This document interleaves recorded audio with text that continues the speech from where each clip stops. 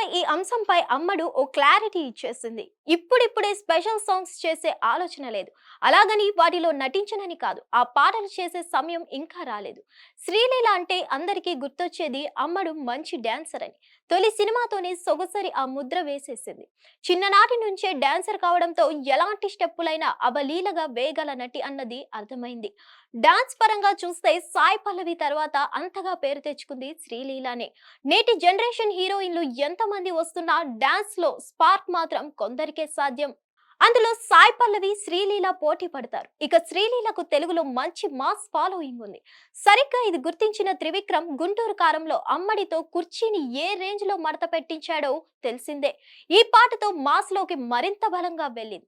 అప్పటి నుంచి దర్శకుల ఆలోచన మారింది. శ్రీలీలని హీరోయిన్ గా తీసుకున్నా తీసుకోకపోయినా అమ్మడితో మంచి మాస్ నెంబర్ ఒకటి చేయిస్తే చాలా సినిమాకి హైలైట్ అవుతుంది అన్న ఓ ఐడియా దర్శకులందరికీ మొదలైంది.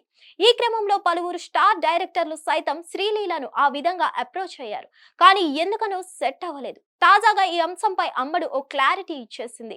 ఇప్పుడిప్పుడే స్పెషల్ సాంగ్స్ చేసే ఆలోచన లేదు. అలాగని వాటిలో నటించనని కాదు. ఆ పాటలు చేసే సమయం ఇంకా రాలేదు. ఆ సమయం వచ్చినప్పుడు చేస్తా. ప్రస్తుతం నా దృష్టంతా మంచి పాత్రలు, కథలు ఎంపిక చేసుకోవడం పైనే పెట్టాను.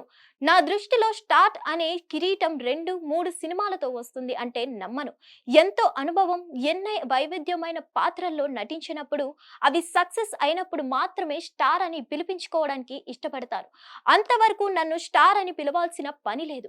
పిలిచినా సున్నితంగా తిరస్కరిస్తాను అంది. హిట్ టీవీ యాప్ ని డౌన్లోడ్ చేసుకోండి. ఇందులో short news, live news, entertainment movies అన్ని అవైలబుల్ గా ఉన్నాయి. Please download Hit TV app. Hit TV app hit TV యాప్ని ఫ్రీగా డౌన్లోడ్ చేసుకోండి.